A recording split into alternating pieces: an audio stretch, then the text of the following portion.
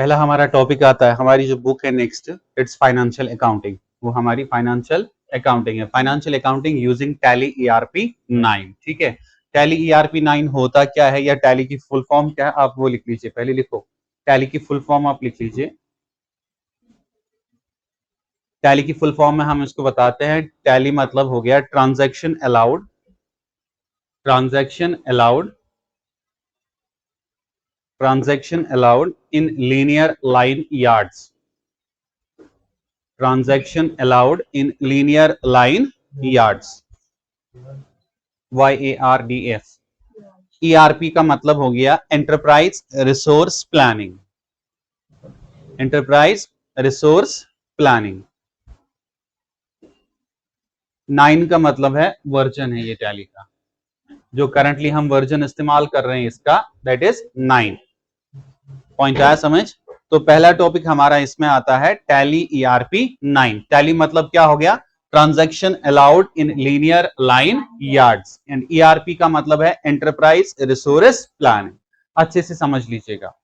Next हमें ये यहां पे बताता है, दैट इज कि sir introduction to Tally ERP 9। Introduction में हमें पहला पॉइंट हमें बताता है कि Tally is an accounting software, Tally is an accounting software. जो लाइन आपको समझ नहीं आती आप मुझे बता दें, मैं रिपीट से उसको पढ़ूंगा। ठीक है, अब पहला पॉइंट हमारे पास आया, tally is an accounting software. Clear है ना ये कि टैली क्या होता है, एक अकाउंटिंग का सॉफ्टवेयर होता है। एंड टैली क्या है, was found in year 1988। कब इसको फाउंड किया गया, 1988। एंड कौन कौन से थे वो दो बंदे, Shyam Sundar Goenka and Bharat Goenka are the founder of Tally. यानी कि ये दो ऐसे पर्संस थे जिन्होंने इस टैली को फाउंड किया था। पॉइंट आया समझ आपको?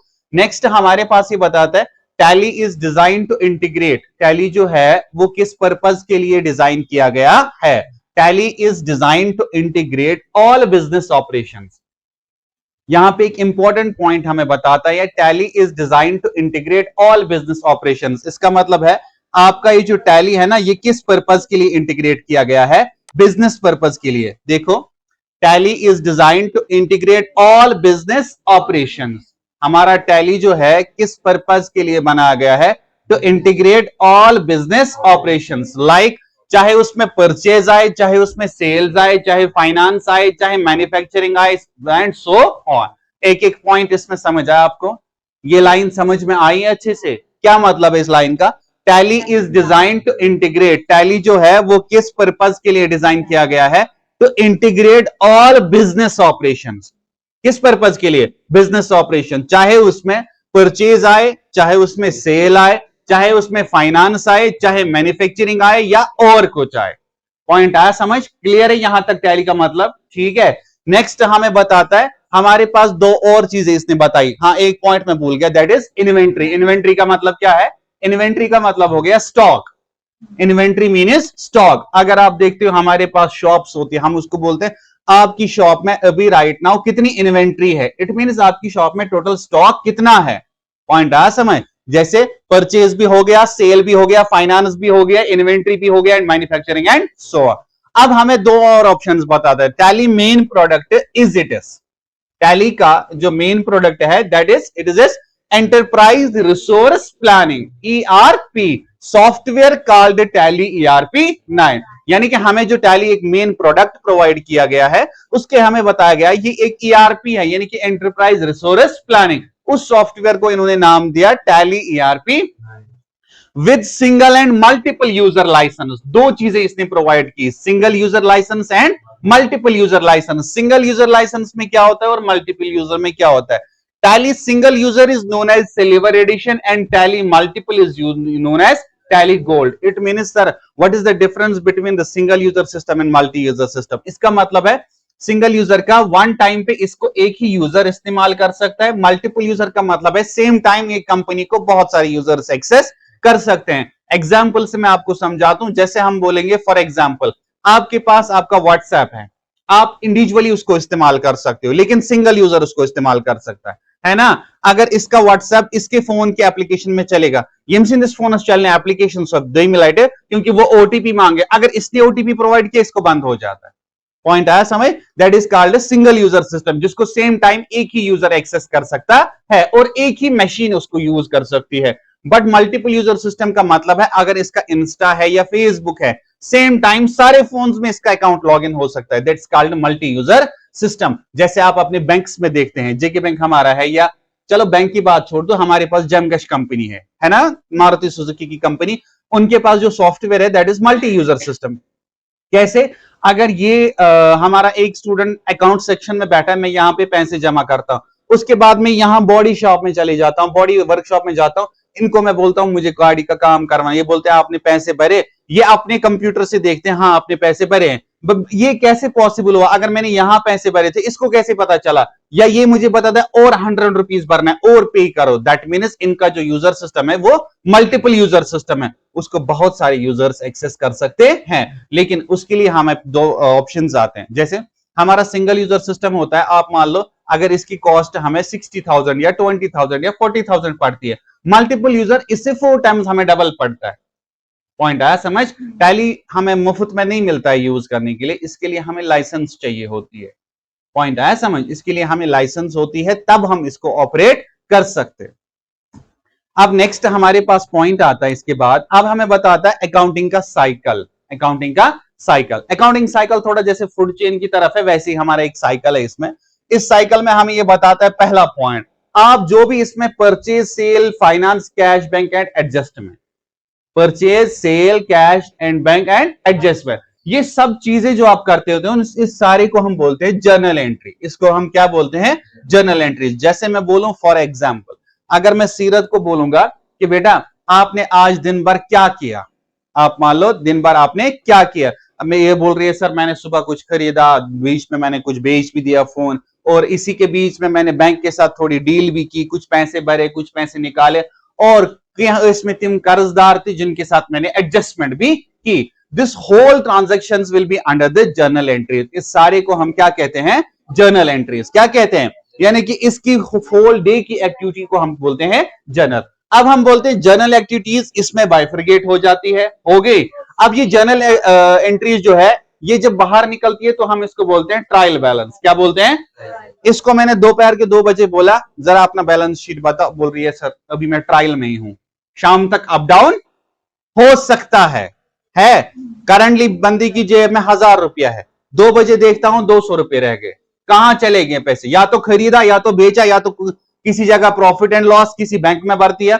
दैट मीन्स वो सारा under trial until go to the finalisation. Until go to the, जब ये फाइनलाइजेशन में चले जाते, ये शाम को घर आती है बंदी और मैं इससे पूछता हूं करंटली आपका स्टेटस क्या रहा बैलेंस शीट का, ये मुझे बता दिया सर 3 पार्ट्स में डिवाइड हो गई। One is the trading account, another is profit and loss, and last one is, एक तो बंदी ने दिन भर कितना ट्रेड किया, कहां से क्या चला गया, ठीक है, और इसका प्रॉफिट एंड लॉस क्या इसने कमाया या इसने खोया यहीं से, और एट द एंड इसका बैलेंस शीट करंट इसके पास अवेलेबल क्या है। पॉइंट आया समझ? सेम लाइन आपको यहां पे नीचे बताता है, फॉर पासिंग जर्नल एंट्री, जब भी आपको क्या करना होगा? Journal entry. इट मीन्स जब भी मैं आपको बोलूं कि we are passing the journal entries, so हमें डायरेक्टली समझ आएगा इनमें से तो कुछ ना कुछ किया होगा। पॉइंट आया समझ? कल से जब भी हम बात करेंगे तो फाइनेंस टर्म्स में ही बात करेंगे। मुझे आपसे बात करनी होगी तो मैं बोलूंगा डायरेक्टली काइंडली एक फाइनेंस परचेज की एंट्री पास कर दो, या इसके अकाउंट में 10,000 रुपए ट्रांसफर कर दो। ये कैसे पॉसिबल होगा वो आपको खुद पता होगा, ठीक है। For passing the journal entry we should be aware of golden rules of accounting. अगर आपने कोई भी एंट्री करनी है, कोई भी जर्नल एंट्री अगर आपने पास करनी है, पास मतलब को आपको इश्यू करनी है, ठीक है, तो आपको गोल्डन रूल्स पता होने चाहिए। अकाउंटिंग के कुछ रूल्स होते हैं, वो रूल आपको पता होने चाहिए। पॉइंट आया समझ? Accounting is the recording of financial transactions plus storing, sorting, retrieving, summarising, presenting information in the various reports. ये सारा कुछ हम अकाउंटिंग में कर सकते हैं। अब नेक्स्ट हमें यहां पे बताता है ये कि सर ट्रांजैक्शन क्या हो गया, आपके पॉइंट से क्या हो गया ट्रांजैक्शन? आपको क्या लगता है ट्रांजैक्शन क्या होता है? अभी तक तो आप कर रहे हो ना। ट्रांजैक्शन आप किसको बोलते हैं? आपको इतना पता है कि ट्रांजैक्शन हम बोलते हैं जब भी हम किसी के अकाउंट से दूसरे अकाउंट में पैसे ट्रांसफर करते, उसी को आप बोलते हो ना ट्रांजैक्शन। बट इन अकाउंटिंग हम ट्रांजैक्शन सेम को बोलते हैं, लेकिन डेफिनेशन थोड़े अलग से हमें समझनी है। हम बोलते हैं ट्रांजैक्शन क्या होता है? Transaction is an event that changes the financial position of an organisation. याद रखना, ट्रांजैक्शन क्या होता है? Transaction is an event that changes the financial position of an, और when you deposit cash into the bank, simple example, when you deposit cash into the bank, your cash balance reduce but your bank balance increase. Is it right? When you deposit cash into the bank, your cash balance reduce but your bank balance increase. That's called a transaction. जैसे हम इस बंदे की बात बोलते हैं, sir transaction इस बंदे को फाइनेंशियली चेंज कर देता है, फाइनेंशियली इसकी पोजीशन को वो चेंज कर देता है। कैसे? When she deposit cash into the bank, आया समझ? कैश बैलेंस रिड्यूस, इसकी जेब से कैश खत्म हो गया, बट बैंक बैलेंस इंक्रीज। तब भी अगर मैं देखूं इसका एसेट क्या, इसकी प्रॉपर्टी क्या है, हाँ अभी तक कैश था, अब कन्वर्ट हो गया बैंक में, यानी कि फाइनेंशियली ये person change. When you sell goods against cash, जब भी ये बंदा अपनी शॉप से लेज बेच देगा अगेंस्ट 10 रुपए या 20 रुपए का, होगा क्या? इसकी शॉप से इसकी इन्वेंट्री कम होगी, स्टॉक कम होगा, बट कैश इंक्रीज होगा। जरा पढ़ो, a transaction is an event that changes the organisation financial position. When you deposit cash into the bank, your cash balance is reduced, but when you sell goods against it for cash, your cash balance increase, but your stock reduce. Transaction can be classified as follows. वो किसी भी तरीके की transaction हो सकती है, वो कोई भी ट्रांजैक्शन हो, आप उसको एक ट्रांजैक्शन, जब भी किसी पर्सन किसी ऑर्गेनाइजेशन की फाइनेंशियल पोजीशन चेंज होती है तो आप उसको बताते हो, that's called a transaction. Point आया समझ? अभी तक मैंने 3 ही पेज आपको अभी तक पढ़ा है। टैली होता क्या है? पहला मैंने बोला इज एन अकाउंटिंग सॉफ्टवेयर। कब ये हुआ था? 1988। किसने किया था? श्याम सुंदर गोयनका एंड भारत गोयनका ने किया था। थर्ड, टैली है क्या? इट्स एन अकाउंटिंग सॉफ्टवेयर है ये क्या है टैली? और एक पॉइंट आया था, किस पर्पज के लिए इसको इंटीग्रेट किया गया? बिजनेस ऑपरेशन, चाहे परचेज हो, सेल हो, फाइनेंस हो, इन्वेंट्री हो, मैन्युफैक्चरिंग हो या और भी कुछ हो। 2 यूजर सिस्टम्स हमें प्रोवाइड किए गए, single user system and multiple. Single को बोलते हैं सिल्वर एडिशन, मल्टीपल को बोलते हैं टैली गोल्ड। आया समझ? उसके बाद मैंने अकाउंटिंग का साइकिल आपको समझाया था। अकाउंटिंग साइकिल में सारी चीजों को हम बोलते हैं जर्नल एंट्रीज, चाहे परचेज हो, सेल हो, फाइनेंस हो, एडजस्टमेंट हो, कैश बैंक हो, this whole will be under the journal entries. Journal entries खत्म होने के बाद ट्रायल में चली जाती है, after trial it goes to finalisation के बाद 3 पार्ट्स में डिवाइड होती है। One is the trading, profit and loss and balance sheet. उसके बाद मैंने आपको बोला था ट्रांजैक्शन होता क्या है? एक इवेंट जो किसी भी ऑर्गेनाइजेशन को फाइनेंशियली चेंज कर देता है। पॉइंट आ समझ? नेक्स्ट हमारे पास what can we do in Tally. आप टैली में क्या क्या चीजें कर सकते हैं? नॉर्मली हमें ये बताता है, आप एनालाइज कर सकते हैं, अपने बिजनेस को जर्नलाइज कर सकते हैं, लेजर्स कर सकते हैं, ट्रायल्स बना सकते हैं, एडजस्टमेंट कर सकते हैं, financial statements and so on. यानी कि जो भी टर्म्स आपको अपने बिजनेस के रिलेटेड करनी होती है वो सारा कुछ आप अपनी टैली से कर सकते हैं। आगे चले, अकाउंट क्या होता है? हर एक का आपका अकाउंट है ना? तो यहां पे भी हमें यह बताता है, an account is a record in an accounting system. An account is a record in an accounting system. एक अकाउंट क्या होता है? आप मान लो मैं जेके बैंक हूं, ठीक है, तो मेरे पास एक ये अकाउंटिंग सिस्टम है, ठीक। बंदा आ गया अकाउंट खोलने, मैं बोलता हूं an account is a record in an accounting system. इस बंदी का अकाउंट एक रिकॉर्ड है इस अकाउंटिंग के, that tracks the financial activity, जो ट्रैक करता है इस बंदे की फाइनेंशियल एक्टिविटी को, चाहे उसमें एसेट आए, इक्विटी आए, रेवेन्यू आए, एक्सपेंस आए, कुछ भी आए, वो सारा कुछ एक अकाउंट ट्रैक करता। पॉइंट आया समझ आपको? नॉर्मली मैं आपको बताऊं, अगर मुझे देखना है ये बंदी फाइनेंशियली कहां से कहां पहुंच गई है, तो मुझे क्या करना है? डायरेक्टली इसका अकाउंट चेक करना है। जेके बैंक ऑलरेडी इसको ट्रैक करता रहता है ना हर दिन। सूचना आसान मुझा एमएस आज के दिन 5 आज बेरिन 50, जरा ये अपने अकाउंट में 50 लाख ट्रांसफर करके दिखाएं। जैसे ही ट्रांसफर करेगी अकाउंट फ्रीज हो जाएगा। दैट मीन्स कुछ प्राइवेसी पॉलिसीज रखी गई है इसके अकाउंट के ऊपर, तभी ये वो चीजें नहीं कर सकती जो लिमिट लागू। अगर स्टूडेंट अकाउंट है तो ये 4 लाख से ऊपर ट्रांजैक्शन नहीं कर सकती, ये 4 लाख और एक्सेप्ट करे तो इसलिए अगर इसने 10 लाख कर दिए तो प्रॉब्लम है ना। आप नहीं देखते हो वो गेम खेलते हैं बंदे 55 अंतिम 1 करोड़ रुपया हमें मिल गया है ना, वो क्या कहते उसको, ड्रीम 11 है ना। जब वो करोड़ रुपए कमाते हैं तो उनको 75 ही अकाउंट में आते हैं, इट मीन्स कुछ ना कुछ तो बीच में चला जाता है ना उनके हाथ से, वो सारी चीजें जो होती है वो कुछ टर्म्स लगाई होती है हमारे बैंक ने। इसी तरह हमें बताता है अकाउंट जो हमारा है ये एक रिकॉर्ड होता है। An account is a record in an accounting system. हमारा अकाउंट एक रिकॉर्ड है उस बैंक के अकाउंटिंग सिस्टम में, that tracks the financial activity, जो हमारी ट्रैक करता है फाइनेंशियल एक्टिविटी, चाहे उसमें लायबिलिटी आए, एसेट आए, इक्विटी आए, रेवेन्यू आए, एक्सपेंस आए, कुछ भी आए, वो सारा कुछ कौन ट्रैक करता है? हमारा अकाउंटिंग सिस्टम। अब हमें बताता है these records increase and as the business events occur throughout the accounting period, यानी कि ये चीजें उतार चढ़ाव में भी आ सकती है। अगर बंदी ने कुछ कमाया तो अप, कुछ नुकसान कर दिया तो डाउन। पॉइंट आया समझ? आया समझ अकाउंट तक? गुड, चले आगे। अब हमारा है मोस्ट एंड इंपॉर्टेंट, मैं एक ही दिन में खत्म कर दूंगा इसको, इसलिए पूरा ध्यान रख लेना, समझ लेना, बर्डन होता है तो स्टॉप कर देते हैं, ठीक है। अब हमारा टॉपिक है बहुत ही इंपॉर्टेंट जिसपे सारा कुछ डिपेंड है। These are called the golden rules of accounting. हमें बताता है, अभी तक जो आपने टैली में पढ़ा वो समझ आ गया, क्लियर है वो? मैंने पहले बताया टैली क्या हो गया, ठीक है। उसके बाद हमने देखा टैली का अकाउंटिंग साइकिल हमने देखा, थर्ड ट्रांजैक्शन क्या होता है और अकाउंट क्या होता है, यही चार बातें अभी तक हमने पढ़ी। अब हमें बताता है गोल्डन रूल्स ऑफ अकाउंटिंग। अगर कुछ भी ट्रांजैक्शन आज के बाद करनी होगी, अगर मैं इसको बैंक में हायर करता हूं, इसको कोई भी ट्रांजैक्शन परफॉर्म करनी होगी, first she know about the golden rules. इसको पहले पता होने चाहिए गोल्डन रूल्स क्या क्या है। हमें बता दें there are the mainly three types of accounts. हमें तो पता है अकाउंट अकाउंट ही है, but in accounting we are divide into three parts, that is हमारे पास थ्री टाइप्स है, one real, personal and nominal. It means sir हमारे अकाउंटिंग में तीन अकाउंट्स आते हैं, एक तो रियल अकाउंट आता है, पर्सनल अकाउंट आता है और नॉमिनल।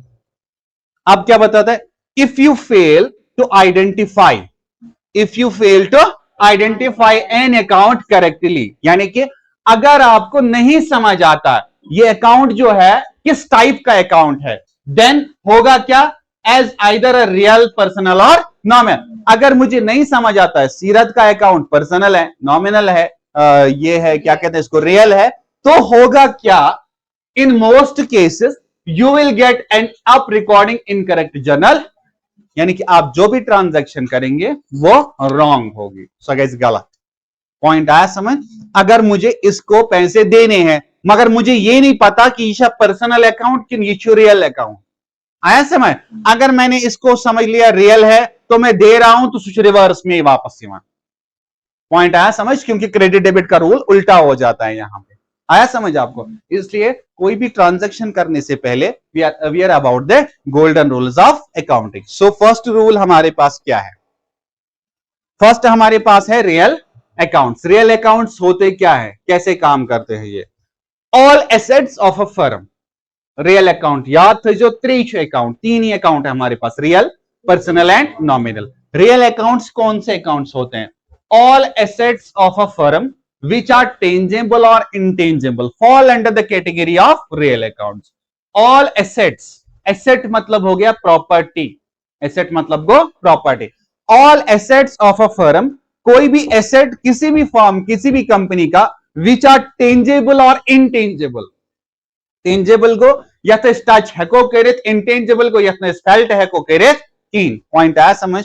हमें बताता है वो प्रॉपर्टी चाहे वो टेंजेबल हो या वो इनटेंजेबल हो, किस कैटेगरी के अंडर आती है? रियल अकाउंट्स के अंडर। यानी कि आपके जो भी अकाउंट आज के बाद बनेंगे ना, यम तो अकाउंट इसके पास कौन बनना अथमजन, जो भी अकाउंट्स आपके बनेंगे आज के बाद, फॉर एग्जाम्पल अगर सीरत बोलती है सर मुझे एक अकाउंट खोलना था बैंक में, लेकिन सर वो अकाउंट जो है ना वो मेरा नहीं है, मेरी शॉप का अकाउंट है। वो किसका है? शॉप। दैट मीन्स इसकी प्रॉपर्टी का अकाउंट है, एसेट। आओ ना, पर्सनल मत आओ, नॉमिनल मत आया अभी तक, यानी कि हमने बात की इसकी प्रॉपर्टी के रिलेटेड का अकाउंट है वो। पॉइंट आया समझ? आप देखते हो जब भी किसी को पैसे ट्रांसफर करते हो दुकान नाव खसन एमपीएस मदन चुना खसन, आप बोलते ये किस किट खसन, ये एमएस जनरल स्टोर या आसिफ जनरल स्टोर, ये कैसे चढ़ जाता है? ये टेली खसन ये अकाउंट रजिस्टर आसन एज तक क्या, एज रियल अकाउंट, यानी कि वो क्या होता है? आया समझ? ठीक है। गो उस्मानियत all assets of a firm which are tangible और इनटेंजेबल।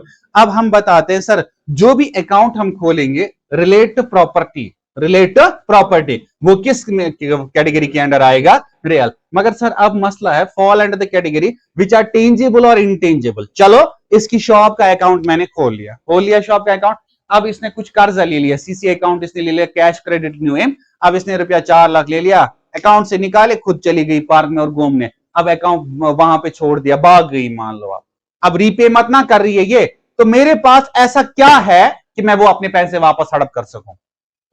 यार इसकी शॉप, वो तो वही है ना, मैंने अकाउंट इसको नहीं दिया था, मैंने इसकी शॉप पे इसको अकाउंट प्रोवाइड किया था। पॉइंट आया समझ? सो मेरे पास अथॉरिटी है, आई विल सील दिस, मैं उसको बंद कर सकता हूं। पॉइंट आया समझ?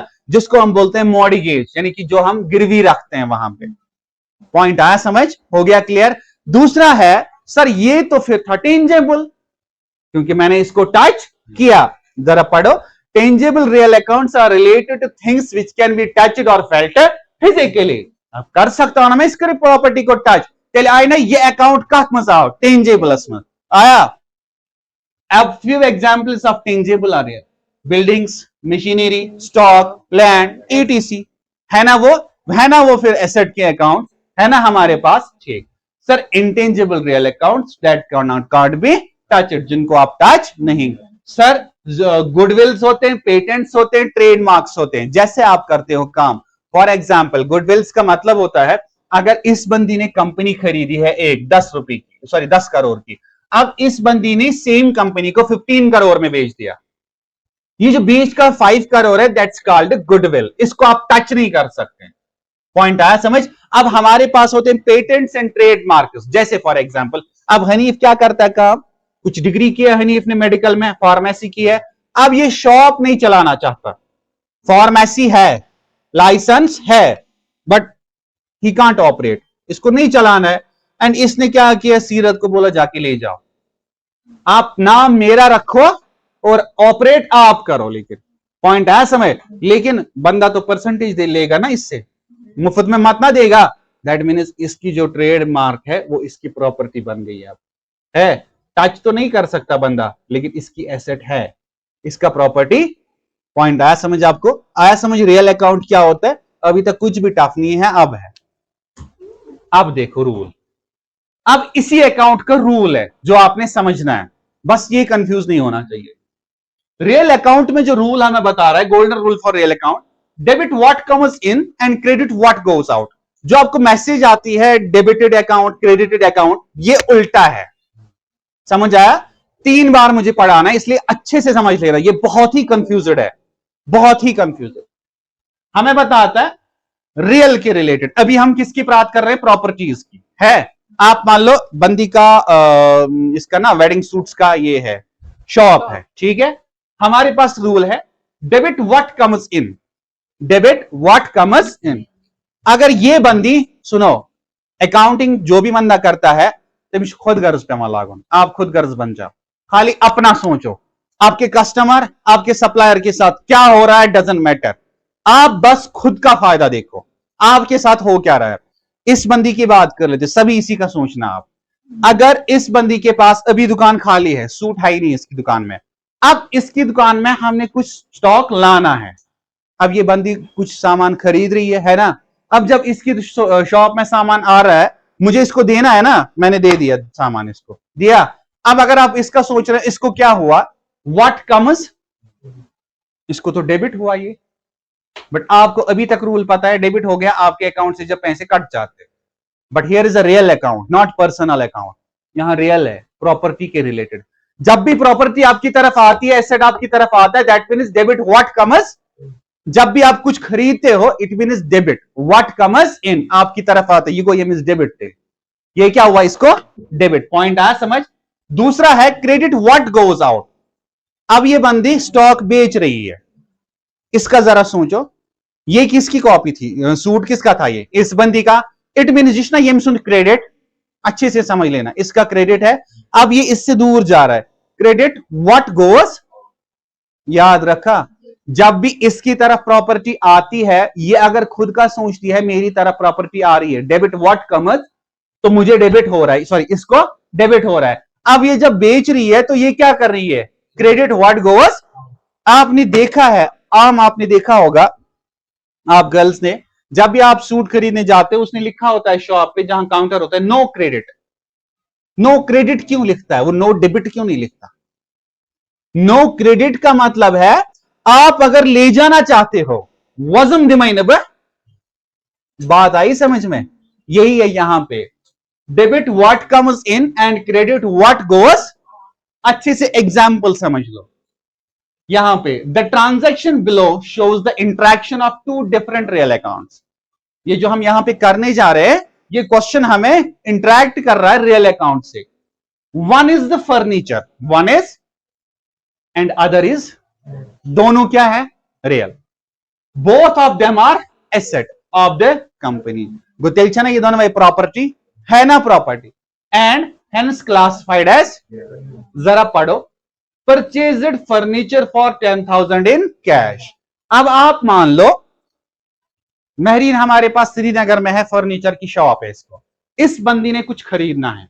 बंदी बोलती है purchase furniture for 10,000 in cash. इसके पास ऑलरेडी 10,000 है, प्रॉपर्टी है इसके पास, and she goes to purchase furniture.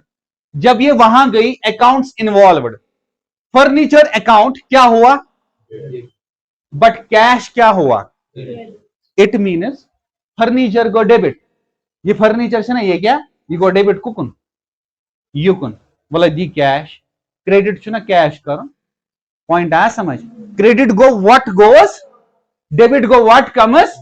वही तो हुआ ना, फर्नीचर अकाउंट को हमने डेबिट कर दिया, यानी कि फर्नीचर इसकी तरफ आया, बट कैश इससे amount will be 10,000 in both debit and credit. ये सच है? हाँ, दहन सासन ये फर्नीचर, हाँ ये तुल दित यमिस कतिस दहन, एम कूता दित और दपन अमाउंट विल बी बोथ, चाहे डेबिट गो या क्रेडिट गो, अमाउंट रूद सेम 10,000 रुपये। एम हेत दहन सासन हेत दितनस 10,000 बराबर। पॉइंट आया समझ? ये कस मन रियल अकाउंट। रियल अकाउंट का रूल आपने याद रखना है कि debit what comes in and credit what goes out. Debit तब होता है जब हमारे पास स्टॉक आ जाता है, क्रेडिट तब होता है जब हम किसी को स्टॉक प्रोवाइड करते। विच आइटम ज एंगल, अब दो तरीके का एंगल है। अब आप दो साइड्स का सोचो। अब आप पहले सोचो इस बंदी का, नहीं हाँ इसी बंदी का सोचो आप। इसको मैंने सूट प्रोवाइड किया, that means is this debit और क्रेडिट? इसको डेबिट, बट मुझे पॉइंट आवा समझ? अकाउंटिंग में खुद गर्ज लागू। अगर मैंने क्वेश्चन आपको दिया और आप सोचने लगे जिससे मैं खरीद रहा हूं उसको क्या हो रहा है, तिल चुक से क्वेश्चन गलत करन। देखो क्यों, आप अगर सोचते हो तो मैं इसे एंट्री करनी है आपको, मैंने इसने देना है।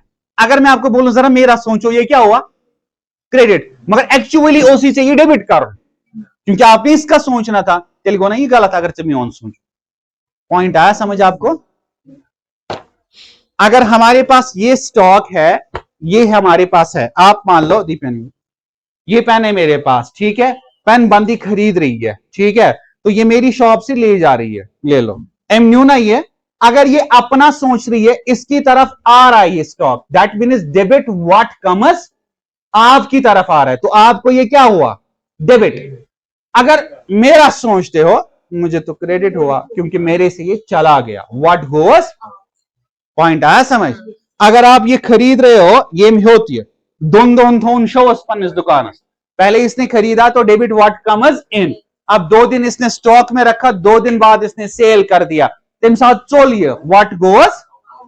पॉइंट आया समझ? मगर जो सारा कुछ हुआ वो कैश से हो, सॉरी सुगवा किस इंसान से कि सुगो प्रॉपर्टी से, वो प्रॉपर्टी के साथ हुआ, that is why it's fall under the real account. हमने जो भी चीज अभी तक की, जो भी ट्रांजैक्शन उधर इधर किया, वो सारा कुछ हमें किसके साथ आया, एसेट के साथ, तो ये सारा किसके अंडर आएगा, रियल अकाउंट। पॉइंट आया समझ? जरा दूसरा रूल पढ़ो, क्या बताता है। पर्सनल अकाउंट हमारे पास है दूसरा, these accounts are related to individuals, firms या कंपनीज। क्या बताता है? A few examples of persons including debtors होता है, क्रेडिटर्स। अब पर्सन्स की बात आ रही है। पॉइंट आया समझ? जरा उनका रूल क्या बता रहा है हमें, उस रूल को इजी शार्ट अभी का रूल याद रखो। रियल का रूल बोलो, डेबिट, बट किसको हुआ डेबिट? इसको, इसने लिया मुझसे। पर्सनल बोलता है डेबिट द रिसीवर। डेबिट उसी को होता है जो पकड़ता है, and credit the giver, credit वही करता है जो देता है। पॉइंट आया समझ? अभी का रूल था, रूल सेम है लेकिन पढ़ना ऐसे ही है आपने। पॉइंट आया समझ? एसेट अगर प्रॉपर्टी के रिलेटेड देखोगे तो व्हाट कम्स इन, मेरे पास क्या आ रहा है। अगर पर्सनल का देखोगे तो उसको डेबिट होता है जो रिसीवर होता है।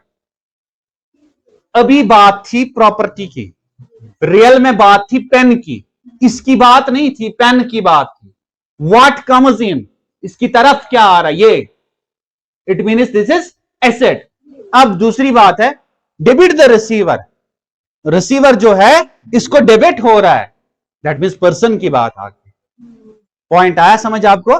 आया समझ? अगर रियल का रूल बताना है तो सर डेबिट व्हाट कम्स इन, मेरी तरफ प्रॉपर्टी आ रही है, ये प्रॉपर्टी आ रही है मेरी तरफ। But in personal we say debit the receiver, sir debit उसको होता है जो पकड़ता है प्रॉपर्टी को, जो लेता है कुछ। Credit the giver, obviously credit वही होता है जो गिवर होता है। पॉइंट आवा समझ? आया समझ? जरा पढ़े। The transaction below demonstrate interaction between the two personal accounts. क्या? Paid ABC private limited 24,000 by दपन अथ कंपनी त्राव 24,000 रुपये, मगर कप ये चक किन त्राव तेल गस बैंक अकाउंट आसुन तले पार। ABC private limited debit personal debit the receiver, यानी कि एबीसी प्राइवेट लिमिटेड को रेस क्या डेबिट, तमिस त्रेस पोस, बट निकाले किधर से? बैंक से।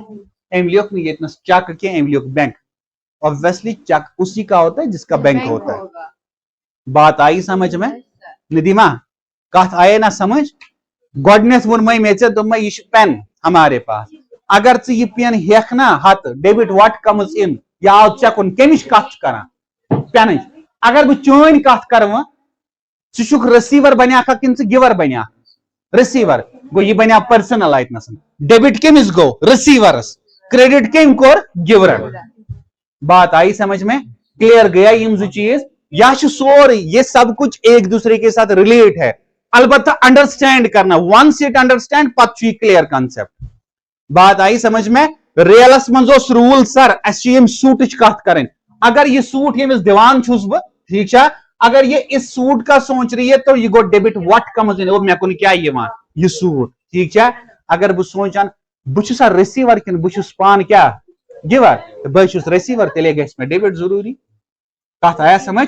Debit the receiver, credit the giver. Clear?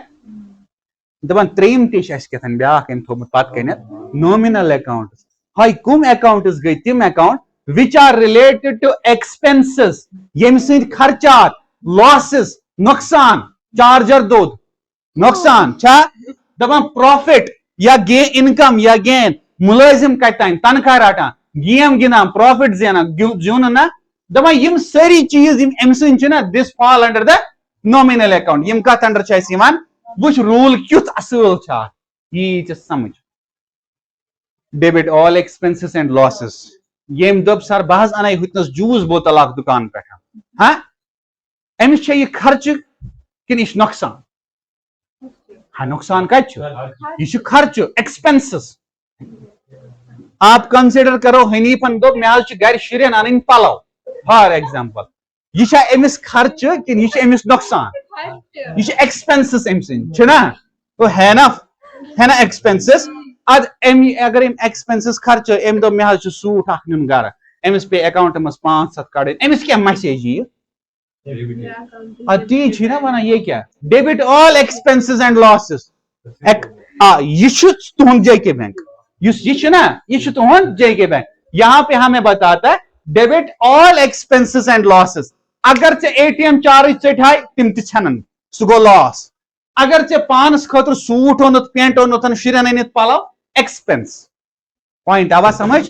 यमिस लज बश दोपन बह खम बर्गर तो एक्सपेंस नुकसान मा अच्छा credit all incomes and gains तनखा तोर जुन ना अच्छा गेम पे लगन पोस क्या कोर कपर तान जीनित या कत तान थोमुत कुछ तान बिल्डिंग मज रेंटस पे तो जेनान पोस सह सोरे गसान कत आया समझ क्लियर आया त्रेनवे अकाउंट समझ टोटल त्रे अकाउंट रियल पर्सनल तो नॉमिनल सर रियल तो personal relevant rule in real we say debit what comes in and credit what goes out आसिफ समझ पगह कड़ो ना रथ ये नसन debit all sorry personal one debit the receiver credit the giver but nominal one debit all expenses and water bottle हाँ expenses यम दिस हुतन 20 रपि हमिस sir go debit all expenses and losses but credit all incomes and gains clear goes होता है